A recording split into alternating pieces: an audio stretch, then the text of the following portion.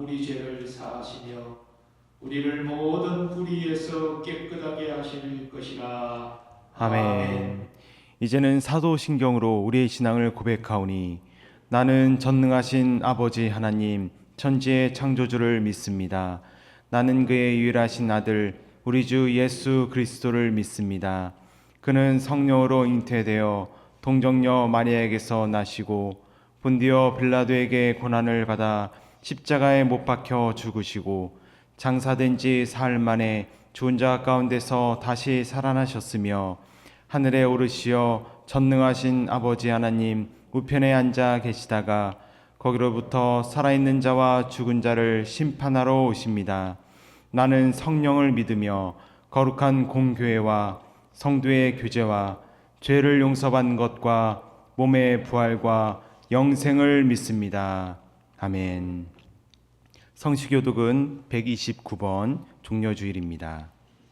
성시교독은 129번 종려주일입니다. 시온에 따라 크게 기뻐할지어다. 보라, 내 왕이 내게 임하시나니 그는 공의로우시며 구원을 베푸시며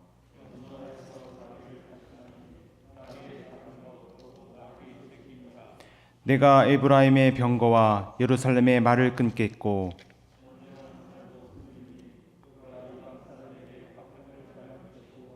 그의 통치는 바다에서 바다까지 이르고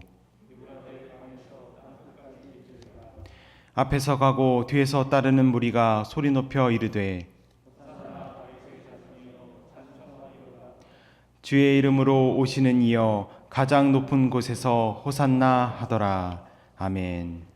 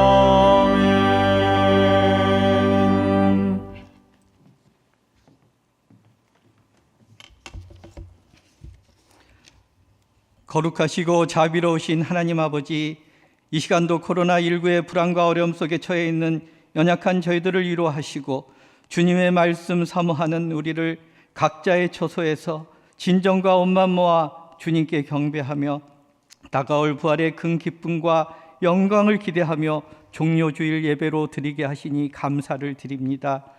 그동안 일상에서 우리에게 베푸셨던 그 한량없는 은혜와 수많은 은총을 어려움이 닥쳐서야 깨닫습니다. 얼마나 주셨던 그 사랑이 축복이고 감사의 시간들이었는지 지금 한 치 앞도 내다볼 수 없는 현실에서 더욱더 주신 말씀이 소중하고 귀한지 우리가 구할 것은 주님밖에 없음을 고백합니다. 주님의 고통과 십자가 지심이 저희의 허물 때문인 것을 깨닫고 십자가를 바라봅니다. 고난의 십자가가 있었기에 저희들에게는 제사함이 있고 영생이 있음을 감사드립니다. 호산나로 주님을 찬양하던 무리들이 주님을 십자가에 못 박는 죄인이 되었듯이 오늘 저희들도 주님을 찬양하던 입술로 주님을 부인하는 죄를 짓지 않게 하시고 일생을 섬기며 사신 겸손하신 주님, 자기 뜻보다 아버지의 뜻이 이루어지기를 원하시고 우리의 죄를 담당하고 희생이 제물이 되어주신 주님의 사랑을 기억하며 저희도 또한 그렇게 살기를 원하며 다짐하게 하여 주시옵소서. 사랑이 많으신 하나님, 이번 옳지 않는 질병으로부터 잘 견뎌내고 이겨낼 수 있도록 우리로 하여금 근신하며 기도하게 하시고 온전히 하나님만 바라는 믿음으로 이 어려움도 넉넉히 이기게 하시고 그동안 각자 마음의 의상들로 인하여 하나님과 긴밀히 만나지 못했던 지난 날들이 이제 하나님과 소통하며 나아가는 귀한 시간이 되게 이루하여 주시옵소서. 하나님의 계획하심 아래 세우신 모든 성전들이 깊은 성찰과 진정한 회개를 통해 다시 말씀 위에 바로 서는 거룩한 교회들로 세워지길 위하여 기도합니다. 하나님 말씀과 사랑을 필요로 하는 자들에게 주의 복음을 전해야 할 텐데 악한 영들의 방해와 우리를 향한 세상에 곱지 않는 시선들로 인해 그들이 마음과 귀를 닫을까 두렵지만 주님 주신 말씀과 사랑 가지고 땅끝까지 주님의 지상명령을 충성되이 전하는 증인되고 교회가 되게 하여 주시옵소서. 사회 구성원 간의 정치적 계층별 이념의 갈등으로 하나 되지 못하는 이 나라를 불쌍히 여기시고 하나님을 두려워하지 않는 많은 정치 권력자들을 회개케 하시고 정의와 공의가 바로 세워져 곧 있을 이번 총선에서는 하나님을 경외하며 정직하고 국민에게 겸손한 지도자들이 세워지도록 또한 정치와 경제도 안정되게 하시며 길어질 경제 공황으로부터도 잘 대처할 수 있도록 도와주시옵소서.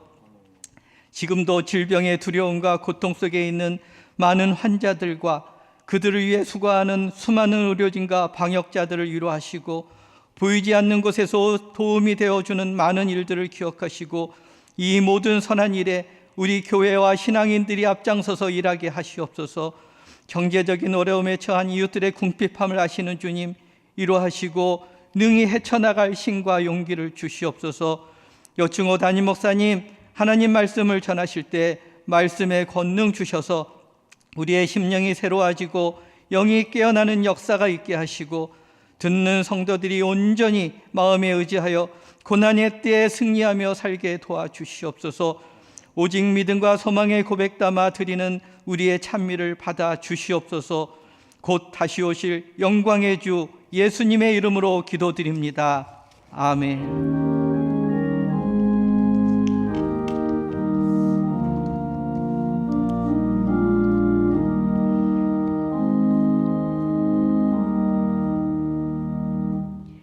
이 시간 찬양대의 찬양은 다 함께 일어서서 찬송가 140장 찬양하시겠습니다.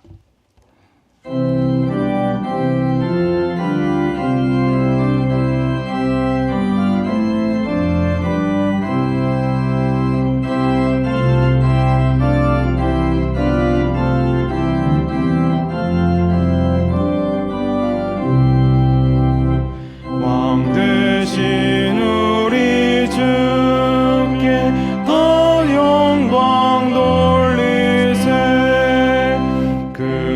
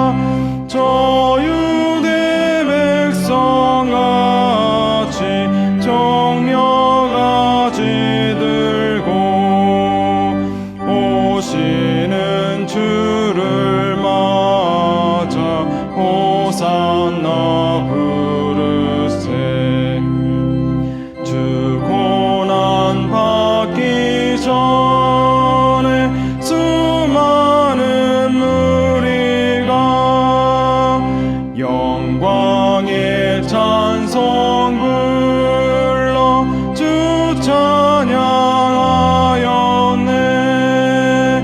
이같이 우리들도 주 환영하오니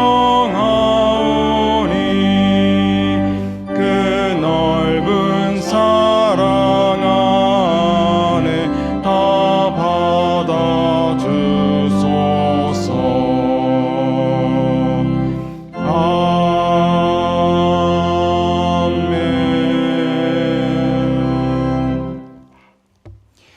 이 시간 우리에게 주시는 하나님의 말씀은 누가복음 11장 27절에서 28절까지의 말씀입니다. 신약성경 113면에 기록되어 있습니다. 누가복음 11장 27절에서 28절까지의 말씀을 봉독합니다.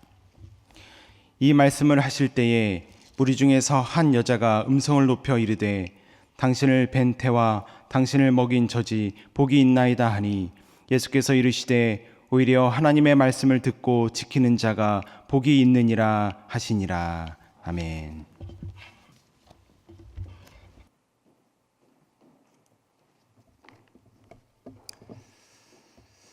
오늘 본문의 사건은 예수님께서 유대 종교 지도자들과 바알세불 논쟁을 하신 직후에 일어났습니다. 유대 종교 지도자들은 예수님이 귀신을 쫓아내는 능력을 인정하면서도 그 능력은 귀신의 왕 바알세불에서 왔다라고 주장했습니다. 그러나 예수님은 자신이 하나님의 능력을 힘입어 귀신을 쫓아냈다라고 말씀하시면서 이미 하나님의 나라가 너희에게 임하였다라고 말씀하셨습니다. 이때 논쟁을 듣고 있던 사람 중에서 한 여인이 소리쳐 외칩니다. 당신을 뵌 태와 당신을 먹인 젖이 복이 있나이다. 이 말씀은 예수님을 잉태하고 낳아 기른 그의 어머니가 복이 있다는 말씀입니다. 이 여인의 외침은 세례 요한의 어머니 엘리사벳이 마리아에게 한 말과 같은 의미입니다. 여자 중에 내가 복이 있으며 내 태중의 아이도 복이 있도다. 그리고 성경학자들은 예수님 당시 메시아를 예언한 랍비 문서 내용과 이 여인의 말이 일치됨에 주목합니다. 메시아가 태어나는 때가 복이 있으며 그를 낳은 태가 복이 있으며 그를 보는 시대가 복이 있으며 그를 보는 눈이 복이 있도다. 여인은 예수님을 잉태하고 낳아 젖을 먹인 그 모친 마리아가 바로 메시아를 잉태하고 낳아 길렀기 때문에 복이 있다라고 말하고 있는 것입니다. 근데 예수님은 여인에게 이렇게 말씀하십니다. 오히려 하나님의 말씀을 듣고 지키는 자가 복이 있느니라. 예수님은 마리아가 복이 있는 여인임을 부인하지 않으십니다. 마리아는 구주 예수님이 이 땅에 태어나서 사역을 하도록 하나님이 도구로 쓰임을 받았기 때문에 분명 복이 있는 여인입니다. 그러나 예수님은 오히려라는 말을 통해서 더 복이 있는 자의 모습을 지금 말씀하십니다. 바로 하나님의 말씀을 듣고 지키는 자가 진짜 복이 있는 자라는 것입니다. 이 하나님의 말씀을 듣는다는 것은 그저 습관적으로 듣는 것을 말하는 것이 아니라 주의를 기울여서 경청하는 자세를 의미합니다. 그렇게 경청하여 들은 말씀을 지킬 때 진짜 복이 있는 자다, 이렇게 말씀하시는 것입니다. 오늘은 예수님이 십자가를 지고 예루살렘에 입성하신 그 날을 기념하는 종려 주일입니다. 당시 유대 종교 지도자들은 예수님을 미워하고 배척했지만 많은 유대인은 예수님의 말씀과 예수님이 행하시는 이적들을 보고 예수님을 메시아로 기대하고 따랐습니다. 그래서 선지자의 예언대로 나귀 새끼를 타고 예루살렘에 입성하시는 예수님을 환호했습니다. 자신의 겉옷을 벗어서 길 위에 깔고 들에서 벤 나뭇가지를 펼쳤습니다. 귀인이 오는 것을 맞이하는 그런 유대인의 풍습에 따른 것이지요. 또 종려나무 가지를 꺾어서 흔들면서 예수님을 환호합니다. 특별히 그들은 이렇게 외쳤습니다. 호산나 찬송하리로다. 주의 이름으로 오시는 이여 찬송하리로다. 오는 우리 조상 다윗의 나라여 가장 높은 곳에서 호산나. 이 호산나라는 말은 우리를 구원하소서 이런 뜻입니다. 지금 유대인들은 로마의 지배 아래 있습니다. 그들은 그 지배에서 벗어나기를 간절히 소원했는데 마침내 메시아이신 예수님이 오셔서 예루살렘 입성하시고 로마 지배로부터 우리를 해방하실 것이다. 그리고 우리의 조상 다윗 시대 그 놀라운 영광의 나라로 회복시키실 것이다. 이런 기대감을 가지고 우리를 구원하소서 호산나 외쳤던 것입니다. 그러나 예수님은 사람들의 환호를 기뻐하지 않으셨습니다.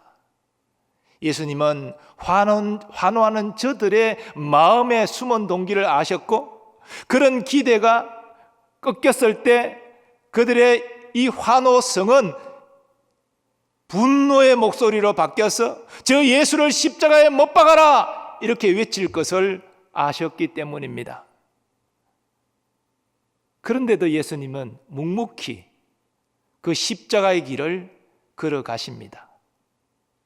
바로 죄인을 구원하고자 하는 하나님의 뜻에 순종하심으로 하나님께 영광을 돌리기 위함입니다.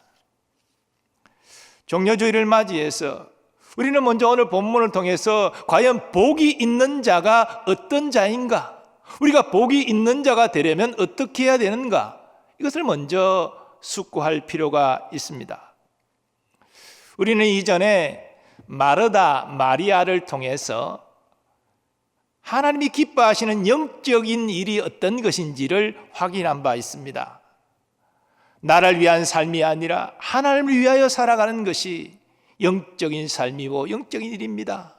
그 하나님이 기뻐하시는 일을 억지로 마지못해 하는 것이 아니라 자원함으로 기뻐함으로 행하는 것이 하나님의 영적인 일입니다. 또 내가 하고 싶은 것을 하는 것이 아니라 하나님이 내게 원하시는 일을 할 때에 그것이 하나님이 기뻐하시는 영적인 일이 됩니다. 그렇게 우리는 확인한 바 있습니다. 그렇다면 우리가 영적인 일을 하는 것과 우리가 복이 있는 자가 되는 것은 어떤 관련이 있는 것입니까? 오늘 여인에게 말씀하신 예수님의 말씀을 주목할 때 우리는 금방 답을 찾을 수 있습니다. 오히려 하나님의 말씀을 듣고 지키는 자가 복이 있느니라. 하나님의 말씀을 소중히 여겨서 경청하고 그 말씀을 지켜 행하는 것은 하나님이 기뻐하시는 영적인 일입니다. 즉 하나님이 기뻐하시는 영적인 일을 행하는 자가 진짜 복이 있는 자인 것이죠. 그런 사람은 하나님께 또한 영광을 돌리게 됩니다. 그러므로 마리아가 가브리엘 천사가 전하는 하나님의 말씀을 듣고 순종한 것은 영적인 일을 행한 것입니다. 마리아는 요셉의 증언자로서 남자를 알지 못하는 처녀입니다. 그런데 처녀가 잉태하게 된다? 이거는 받아들일 수 없는 말씀이죠. 성령으로 잉태된다고 말씀하셨지만 그것이 어떤 의미인지 마리아는 몰랐을 것입니다. 처녀가 잉태한다? 아이를 가진다? 있을 수 없는 일입니다. 그런데 마리아는 믿음으로 수용합니다. 그리고 요셉과 동침하지 아니하고 예수님을 출산합니다. 젖을 먹이고 양육하였습니다. 이 모든 것은 단순히 어머니로서 행한 것이 아닙니다. 정말 이해할 수 없고 받아들일 수 없는 하나님의 말씀에 순종하여 행한 것입니다. 하지만 예수님의 모친이 복이 있는 자라고 외친 여인은 이러한 사실을 잘 알지 못했습니다. 그저 메시아신 예수님을 잉태하고 젖을 물려 키운 그 모친이 복이 있는 자라고 외쳤을 뿐입니다. 예수님은 이러한 여인의 의도를 아셨기 때문에 참된 복은 혈육관계나 인간관계로 주어지는 것이 아니라 하나님의 말씀을 삼가 듣고 지키는 데 있다고 말씀하신 것입니다. 그러므로 이번 종려 주일에 우리는 우리의 영적 상태를 점검하기를 원합니다. 우리는 하나님의 은혜와 사랑으로 예수 믿고 하나님의 자녀가 되었습니다. 이 세상의 영생보다 더 귀한 복이 어디 있겠습니까? 그리고 우리는 하나님의 도우심으로 점점 예수님을 닮아 성화되어 갈 것입니다. 우리의 믿은 선한 싸움이 다 끝나는 날 우리는 하나님의 부름을 받고 우리의 영혼은 적시로 영원롭게 되어 하나님 나라 들어갈 것입니다. 그리고 예수님 재림하시는 날 우리 영광스러운 영혼이 예수님과 함께 이 땅에 와서 부활의 몸을 덧입고 우리는 드디어 죄와 죽음이 사라진 새하늘과 새 땅에서 영원히 주님과 함께 왕노릇하며 살게 될 것입니다. 이게 우리에게 보장된 복입니다. 가장 귀한 복을 우리는 이미 받았다는 것입니다. 그것도 나의 공로가 아니라 예수님의 공로로 하나님의 사랑으로 이런 복을 우리는 누리는 자가 된 것입니다. 이런 가장 귀한 복을 이미 받은 우리라면 우리는 어떻게 이 땅에서 살아야 하는 것입니까? 사도 바울은 그가 세운 고린도 교회에 편지하면서 성령의 감동으로 이렇게 증거했습니다. 그런즉 너희가 먹든지 마시든지 무엇을 하든지 다 하나님의 영광을 위하여 하라. 그런데 우리의 현실을 보면 이 하나님의 자녀로서의 권리는 우리가 쉽게 주장하지만 정말 자녀로서 아버지 하나님께 우리가 어떻게 해야 될 것인가? 어떻게 하나님을 기쁘시게 하고 어떻게 하나님께 영광을 돌릴 것인가? 이것은 소홀하기 쉽습니다. 예를 들어 우리의 기도의 내용을 보면 우리는 계속 무엇인가를 달라고 요청합니다. 이루어 달라고 기도합니다. 하나님, 내가 어떻게 하나님을 기쁘시게 해야 됩니까? 어떻게 하나님의 영광을 위하여 살아야 됩니까? 이 어려운 환경 가운데 어떻게 말씀을 지켜내며 믿음 지키고 살 수 있겠습니까? 우리는 이렇게 구하지 않습니다. 많은 경우 우리가 필요한 것만 구하고 있다는 것입니다. 우리는 말로는 또 지식적으로는 하나님의 영광을 위하여 살아야 된다 말하고 생각하지만 실상 나의 영광을 위하여 살고 있을 때가 많다는 것입니다. 예수님의 삶은 오직 하나님의 영광을 위한 삶이었습니다. 사도 바울은 빌립보 교회에 편지하면서 그러한 예수님의 모습을 증거하며 예수님의 마음을 닮아라 강조했습니다. 너희 안에 이 마음을 품어라. 곧 그리스도 예수의 마음이니 그는 근본 하나님의 본체시나 하나님과 동등됨을 취할 것으로 여기지 아니하시고 오히려 자기를 비워 종의 형체를 가지사 사람들과 같이 되셨고 사람의 모양으로 나타나사 자기를 낮추시고 죽기까지 복종하셨으니 곧 십자가에 죽으심이라. 예수님께서 이 땅에 자기 영광을 위하여 사셨다면 이렇게 사시지 않았습니다. 예수님은 오직 하나님 아버지의 영광을 위하여 사셨기 때문에 자기를 낮추시고 죽기까지 복종하셨습니다. 사람들의 수치와 조롱을 다 담당하셨습니다. 심지어 하나님 아버지의 저주까지도 우리를 위하여 받으셨습니다. 사도들도 하나님의 영광을 위하여 살았습니다. 저들은 예수님을 전하다가 산헤드린 공회에 신문을 받게 되었습니다. 공회는 공식적으로 저들에게 명령합니다. 다시는 예수를 전하지도 말라. 사도들은 생명의 위협을 느꼈습니다. 왜냐하면 산헤드린 공회는 모든 유대인 사회에 권한이 있었기 때문이지요. 하지만 사도들은 특별히 베드로와 요한은 산헤드린 공의 앞에 이렇게 말합니다. 하나님 앞에서 너희의 말을 듣는 것이 하나님의 말씀을 듣는 것보다 옳은가 판단하라. 우리는 보고 들은 것을 말하지 아니할 수 없다. 베드로 요한은 생명의 위협을 느꼈지만, 정말 죽임 당할 수도 있었지만, 우리는 죽을지라도 예수 그리스도를 증거해야 된다. 그들은 그렇게 말했습니다. 그리고 그 고백대로 주의 복음을 증거했습니다. 이러한 저들의 행동은 영적인 것이었고 하나님을 기쁘시게 하는 것이었고 하나님의 영광을 위한 것이었습니다. 그래서 그들은 복이 있는 자가 된 것입니다. 사도 바울도 같은 자세를 가졌습니다. 그는 누구보다도 많은 사람에게 복음을 전했지요. 누구보다도 많은 교회를 개척했지요. 그러던 중 그가 세운 고린도 교회에 파당이 생겨났다라는 말을 듣습니다. 그때 이 파당의 문제를 지적하며 그는 이렇게 말합니다. 그런즉 아볼로는 무엇이며 바울은 무엇이냐? 그들은 주께서 각각 주신 대로 너희로 하여금 믿게 한 사역자들이니라. 나는 심었고 아볼로는 물을 주었으되 오직 하나님께서 자라나게 하셨나니 그런즉 심는 이나 물 주는 이는 아무것도 아니로되 오직 자라게 하시는 이는 하나님뿐이니라. 사도 바울은 자신이 고린도 교회를 세웠지만 자신은 아무것도 아니다. 이 모든 것은 하나님이 하신 것이다. 하나님께 모든 영광을 돌리고 있습니다. 또 바울 사도는 로마에 있는 성도들에게 편지하면서 하나님의 영광을 위한 그의 삶의 자세를 이렇게 피력한 바 있습니다. 우리 중에 누구든지 자기를 위하여 사는 자가 없고 자기를 위하여 죽는 자도 없도다.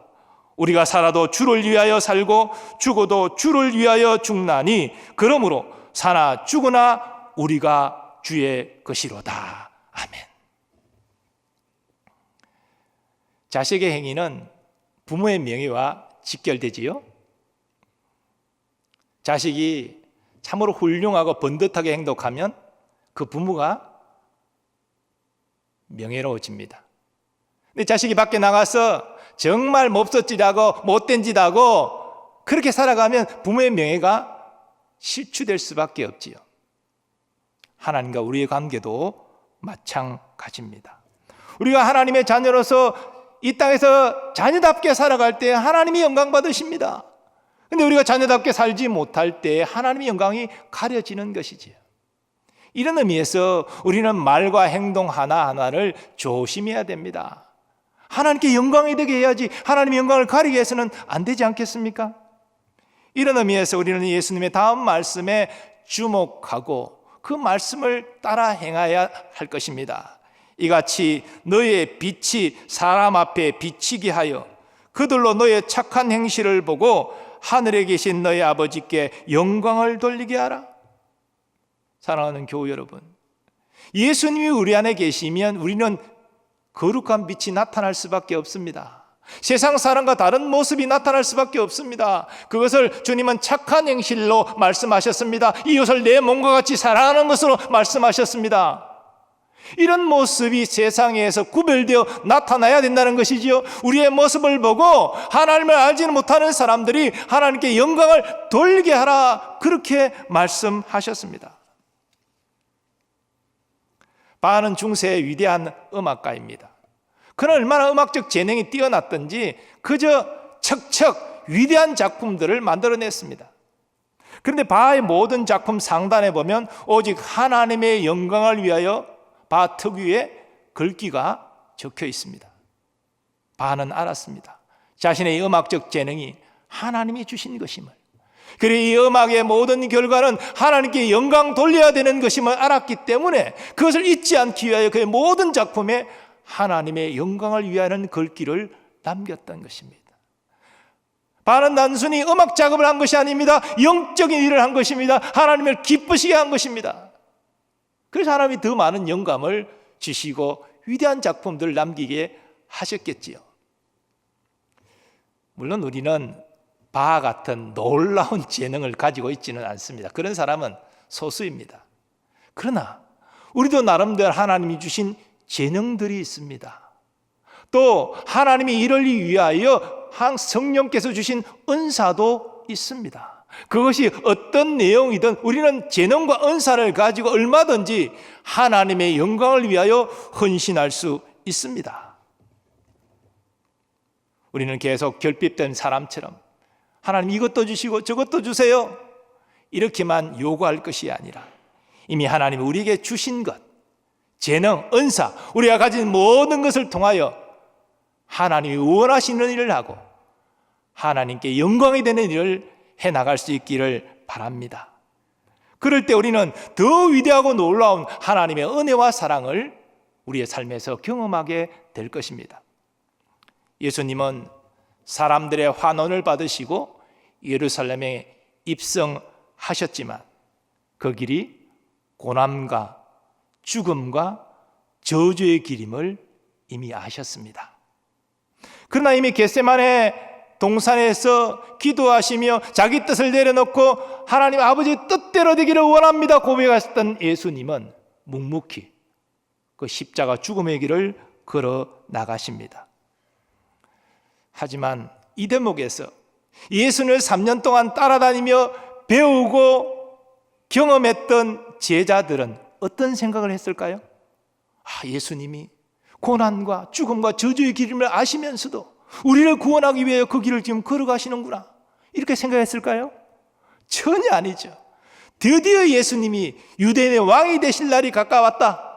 우리는 곧 예수님이 왕이 되면 어떤 자리를 차지할 것인가, 어떤 세상의 영광을 누릴 것인가, 그런 기대감에 그들은 가득 차 있었습니다. 그렇게 예수님의 가르침을 받고 예수님이 행하신 일을 직언해서 경험했으면서도 그들은 여전히 육적인 사람들이었습니다. 오늘날 예수님을 믿고 따른다는 우리가 이런 제자들의 육적인 모습과 같은 것은 아닙니까? 그런데요, 예수님의 십자가 죽음과 부활을 경험한 이후에 제자들은 변화되어 갔습니다.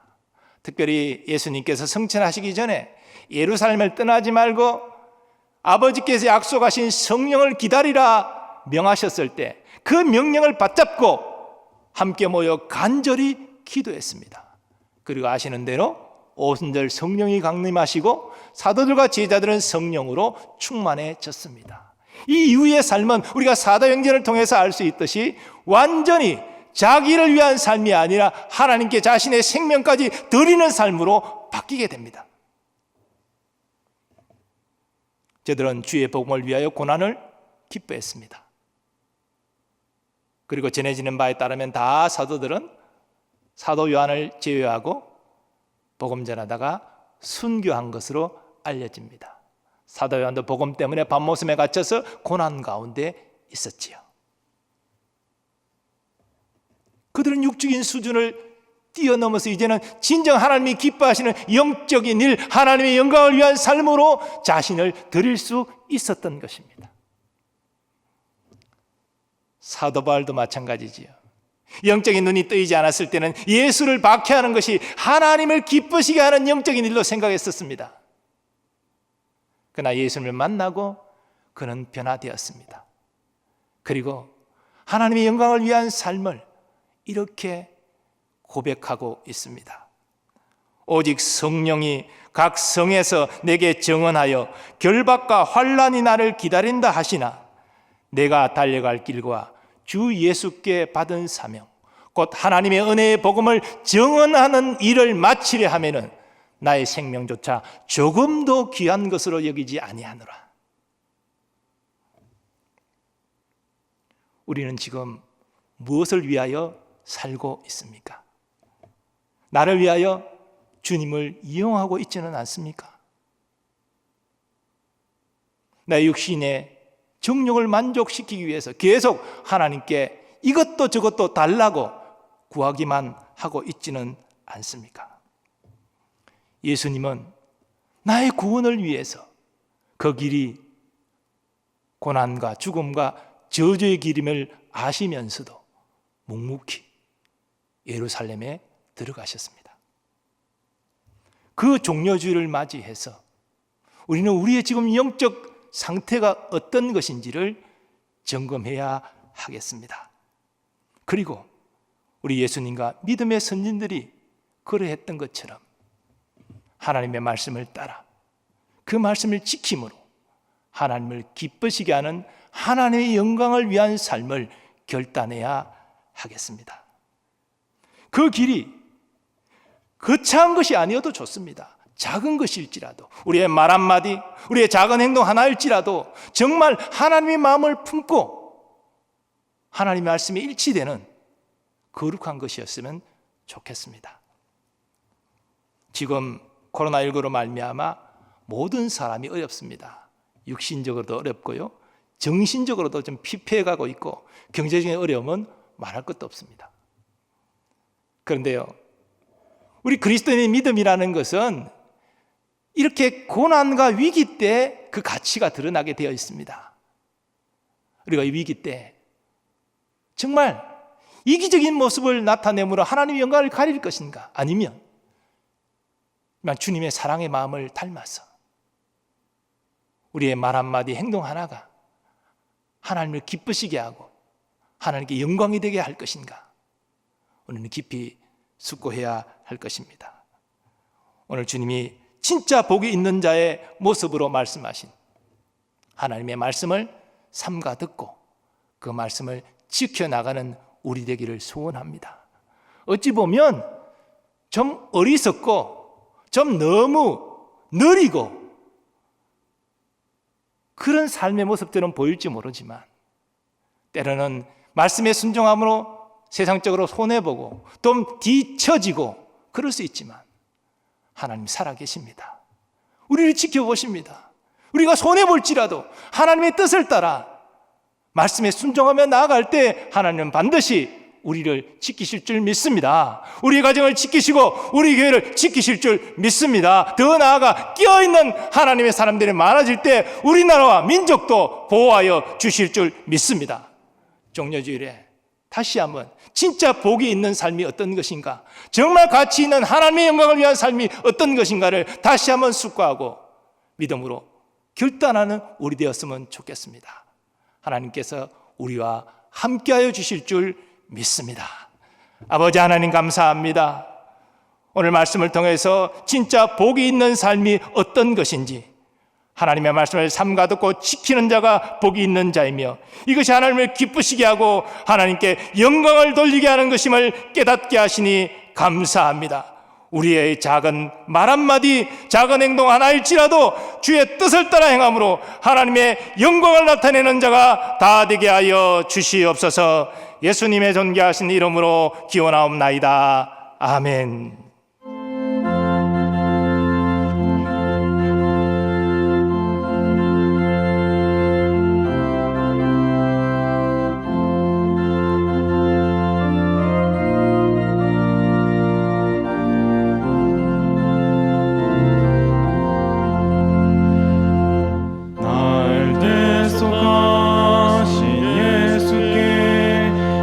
생명 모두 드리니 늘 진실하게 하소서. 내 구주 예수여, 나 구주 위에 살리라. 내 기쁨 한량 없으리. 내 갈 길이 내 구주 예수여, 날 구원하신 예수를 일평생 의지하오니 날 영접하여 주소서. 내 구주 예수여, 구주 위에 살리라. 내 기쁨 한량 없으리. 내 갈 길 인도하소서. 내 구주 예수여, 주 십자가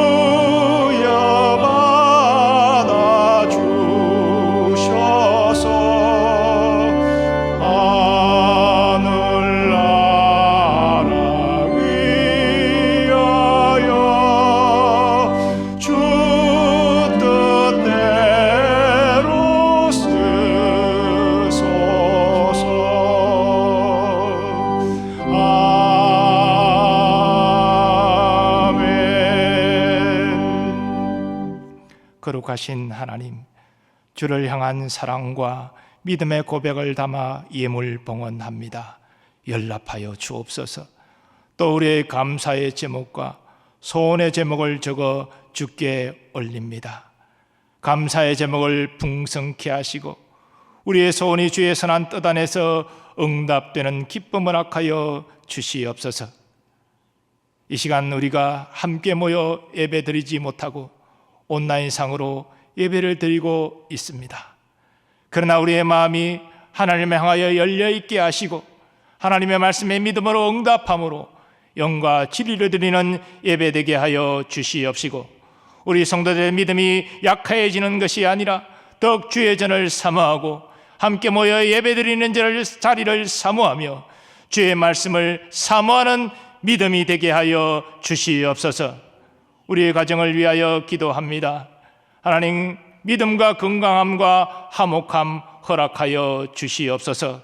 코로나19로 경제적인 위기가 이미 임하여 있는 가운데 있지만 우리의 생업의 현장을 지키시고 보호하여 주시기를 소원합니다. 하나님께서 감당치 못할 시험당함 허락지 아니하시고 또 시험당할 때 피할 길을 내사 능히 감당케 하신다고 하셨사오니 그 말씀인대로 이루어지게 하여 주시옵시고, 그 말씀을 붙잡고 믿음으로 그 모든 어려움을 극복해 나가는 우리들 되게 하여 주시옵소서.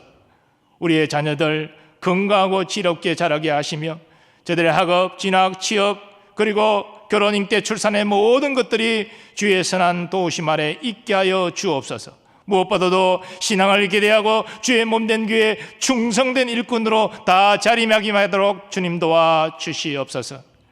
이 시간 하나님, 우리의 마음을 만져주시기를 소원합니다. 낙심한 심령들을 위로하여 주시고 믿음이 약해진 사람들에게 하나님을 바라보는 믿음을 강하게 만들어 주시옵시고, 넉넉한 마음으로 세상을 이길 수 있도록 담대함을 허락하여 주시옵소서. 또한 육신의 약함을 치유하여 주시기를 원합니다. 우리 몸의 약함을 주님 아시오니 예배드리는 중에 주님 만지심을 경험하고 회복되는 역사도 일어나게 하여 주시옵소서.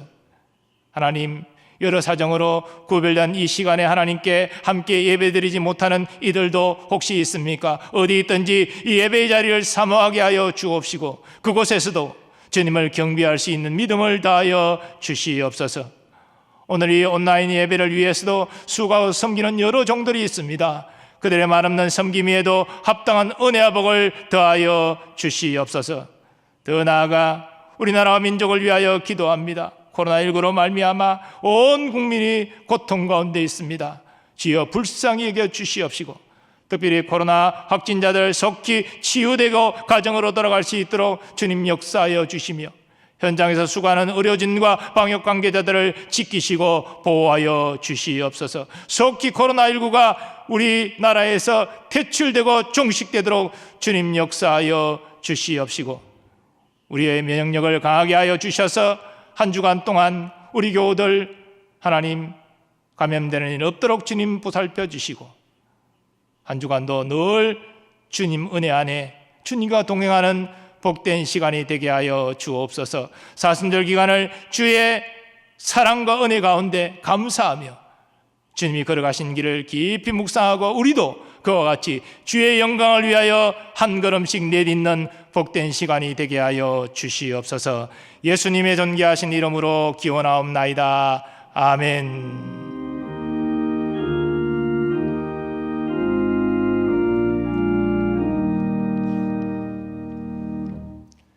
자리에 앉으시고요. 이 시간 성도의 교제 시간입니다. 우리 온라인상이지만 함께 예배드리는 가족들 서로 축복하시고 또 우리 교우들에게 축복해 주시면 좋겠습니다. 서로 교제하겠습니다. 주님의 평안을 기원합니다.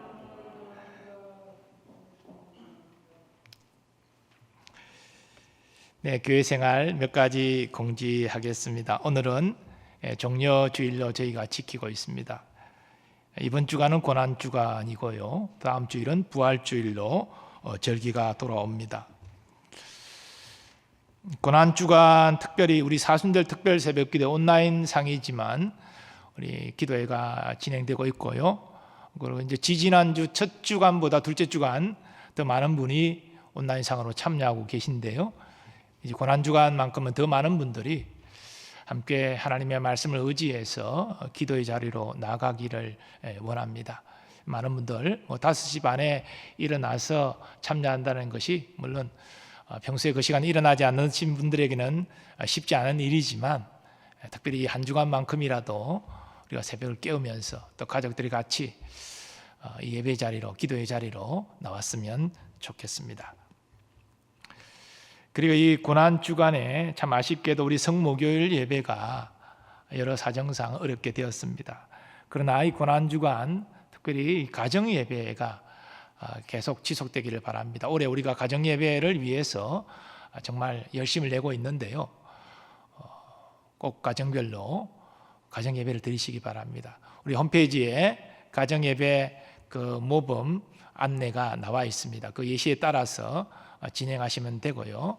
중요한 것은 가족이 함께 모여서 찬양하고 말씀 공유하고 기도하는 것, 이게 참 귀한 일입니다. 그래서 이 고난주간만큼이라도 꼭 가정예배, 부부가 있더라도 부부끼리라도 꼭 가정예배 드리시기를 권면드립니다. 부활절 관련해서 뒷페이지 보면 코로나19 공지사항에 내용이 나와 있는데요. 먼저 몇 가지 이제 말씀을 드리면 온라인 예배도 그 이제 드리는 자세에 따라서 이제 예배자의 그 자세가 달라진다. 그래서 가급적이면 의자를 준비해서 우리 의자 장의자처럼 장의자는 안 되겠지만 의자를 준비해서요 앉아서 이렇게 정상적으로 또 복장을 주일 예배처럼 갖추어서 예배 드리시기를 권면드립니다. 그리고 우리가 이제 예배 순서에 보면 일어나서 찬양 부를 때도 있고 또 앉아서 찬양 부를 때도 있고 순서가 다 다르지 않습니까? 그래서 예배 순서대로 그대로 집에서 드리지만 기립해서 하나님을 찬양할 때는 일어나서 찬송을 하시고 앉아서 또 찬양할 때는 앉아서 하시고 그 순서에 똑같이 따라서 해 주시면 훨씬 경건한 마음으로 예배 드릴 수 있다고 합니다. 집이라고 편하게 이렇게 예배 드리는 게 아니라 본당에 와서 예배 드린다는 똑같은 심정으로 복장을 갖추고 자세도 갖추고 그렇게 예배 드리는 것이 중요하다. 그래서 그렇게 권면을 드립니다. 우리 온라인 예배가 언제까지 지속될지 알 수가 없습니다. 그렇기 때문에 부덕불 교회로 오실 수 없는 분들은 그렇게 주일 예배처럼 본당에서 드리는 예배처럼 자세와 모양을 갖추어서 예배 드리시기를 권면드립니다. 자, 그리고 이제 제가 양치기 소년처럼 계속 다음 주일에는 예배 재개됩니다. 이렇게 몇 차례 예고했는데 주중에 문자가 와서 한 주 더 온라인 예배 드리겠습니다. 몇 차례 계속 이렇게 되었습니다. 이렇게 된 것은 본래 이제 우리 당에서 위임한 오인위원회와 제가 이야기할 때 그렇게 계획을 잡았는데 새롭게 사항이 전개되면서 우리 장로님들이 그래도 정부 방침과 또 성도들의 안전과 우리 지역 주민들을 배려하는 마음에서 우리 한 번 더 양보합시다. 권면해서 타당하다. 그래서 제가 양치기 소년이 되었지만 부덕불 온라인 예배로 몇 주 계속 연장해서 드렸습니다. 지난주에 다시 모여서 논의할 때에 이번 주는 이제 본래 아이들 개학에 맞추어서 오늘까지 이제 사회적 거리두기 정부 방침이 나왔지 않습니까? 그래서 이번 주까지는 우리 지키면 좋겠습니다. 그렇게 말씀들 하셔서 제가 부활주일만큼은 우리가 원하는 분들은 오셔서 물론 온라인 예배도 드리지만 원하시는 분들은 오셔서 본당 예배 재개될 수 있으면 좋겠다. 그렇게 제 소신을 좀 밝혔고 우리 장로님도 부활주일부터는 예배 재개가 되는 것이 좋겠습니다. 그렇게 하셔서 부활주일 예배 재개 예정으로 오늘 본문에 교회 생활에 나왔습니다. 제가 다시 한번 강조드리는 것은 우리 장로님, 제가 이 문제를 두고 오랫동안 기도했고 우리가 대한민국 국민으로서 국가의 정책에 따르는 것 당연한 일입니다. 그러나 우리는 또 하나님 나라 백성으로서 하나님 앞에 또 합당하게 행할 자세, 이 또 더 중요한 부분이 있습니다. 그래서 이 문제를 두고 기도할 때 저는 우리 장로님들의 마음이 합해져서 제가 예배 재개를 이야기할 때 거부하지 않고 따르겠습니다. 이런 분위기가 되도록 계속 기도해 왔고요. 그렇게 해서 지난 주간에 우리 장로님들이 그렇게 동의를 해 오셨습니다. 그래서 이번 부활주일은 예배 재개됩니다. 담임 목사로서 이미 결정을 했습니다. 우리 장로님들이 조금 개인적으로는 아직은 좀 성급하다라는 느낌이 들 수도 있지만 여러분들 이해해 주시고 따라 주시면 좋겠다 싶고요. 이제는 정부 방침에 따라서 철저히 방역을 하고 거리두기를 두고 이렇게 우리가 준비를 해야 됩니다. 이것도 한 주간 준비가 그렇게 넉넉한 게 아니에요. 그래서 우리 교역자들과 우리 장로님들이 잘 준비하시고 또 우리 안수 집사님들도 많이 협조해 주셔서 성도들이 어려움 없이 안전하게 예배 드릴 수 있도록 그렇게 협조해 주시기를 다시 한번 당부를 드립니다. 그리고 정부 방침대로 우리 연로하신 교우들 또 기저 질환이 있으신 분들은 가급적인 적으로 온라인 예배를 권면을 드립니다. 본인을 위해서도 또 교회를 위해서도 그렇게 좀 이해해 주시고 드려주시면 좋겠다 말씀을 드리고요. 그리고 이제 본당에 저희가 아무리 많이 잡아도 150명 이상 들어올 수가 없습니다. 저희는 예상을 한 140명 정도 해서 마무리할 그런 계획인데요. 그러니까 지금 다 원하는 분들이 본당으로 못 들어옵니다. 그래서 여러분들 이해해 주시고 경우에 따라서는 우리 교역자들의 협조 요청에 따라서 우리 항존직이나 우리 구역장들 예배를 본래 나는 3부 예배 원하는데요 4부 예배로 좀 옮겨주셨으면 좋겠습니다. 이런 또 권면이 갈 수가 있어요. 왜냐하면 3부 예배에 집중되면 여러 가지 곤란한 문제가 생기기 때문에 그래서 분산하는 것입니다. 그런 협조 요청이 오면은 내가 이렇게 예배를 다른 4부 예배로 드림으로 3부 예배 드리는 분이 안전하게 드릴 수 있겠다. 그런 이해를 해주시고 협조해 주시면 감사하겠습니다. 교회학교 예배는 학교 개학까지 이제 온라인 예배로 연장해서 드리겠습니다. 그렇게 이해해 주시기를 바랍니다. 그리고 이제 그 주보 내용 보시면 방역 절차가 있습니다. 이 절차가 몇 분이 안 오시면 금방 끝나지만 근데 예배 때마다 100명 이상 150명 이렇게 오실 터인데요. 그러면 기다리는 시간이 있기 때문에 예배 임박해 와서는 상당히 시간이 10분, 15분, 20분이 걸려가지고 예배 중간에 들어오게 되세요. 그러니까 당분간은 좀 예배 제게 20분, 30분 일찍 오셔서 이 방역 순서를 다 미리 거치시고 그리고 예배 전에 본당 입장할 수 있도록 그렇게 협조해 주시면 감사하겠습니다. 기념관은 일제 폐쇄하기 때문에 주차하시고 엘리베이터 타고 못 올라오십니다. 입구로 걸어서 올라오셔야 됩니다. 그런 불편함이 있지만 이해해 주시고 그리고 본당 입장도 딱 통로 하나만 열어서 이 모든 절차를 밟아서 거기만 들어올 수 있도록 그렇게 됩니다. 그렇게 이해해 주시고 협조해 주시기를 부탁드립니다. 온라인으로 예배 드리시는 분들은 온라인 헌금은 홈페이지에 보시면 그 안내가 잘 나와 있습니다. 물론 주보에도 나와 있지만 온라인 헌금은 주보를 다운받으셔서 확인하시든지 그렇게 해서 안내 절차에 따라서 헌금해 주시면 되겠습니다. 그리고 모든 헌금 내역은 주보에 지금 이 주보에는 첨부되어 있지 않지만 인터넷 홈페이지 주보에는 첨부되어 있습니다. 그 내용을 확인하시면 되겠습니다. 나머지 내용들은 주보 내용 대신해 주시고요. 상례 소식 한 가지 드립니다. 547구역의 이동욱 교우께서 향년 90세로 하나님의 부르심을 받으셨습니다. 저희 교회 새가족이신데요. 장례 예배가 월요일 날 새벽에 있습니다. 오전 5시 50분에 교회에서 출발하겠습니다. 바로 화장 절차가 진행되고 동산에 안치 예배가 진행되겠습니다. 담당 교역자는 장석은 목사님입니다. 나머지 내용들 주보 내용 참고하시고요. 한 주간도 주님과 함께 동행하시는 은혜로운 시간이 되시기 바라고 또 고난 주간에 때로는 금식을 통해서 우리를 향한 주님의 고난에 동참할 수 있는 그런 넉넉한 마음도 가지셨으면 좋겠습니다.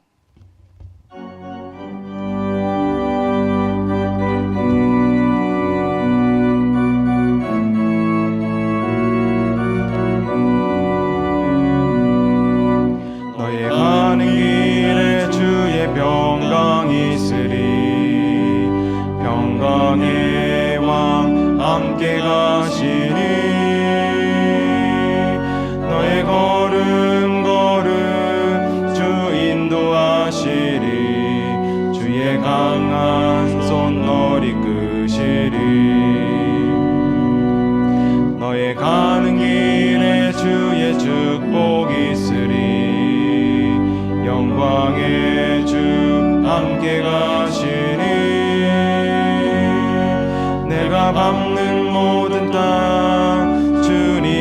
다스리리 너는 주의 길 예비케 되리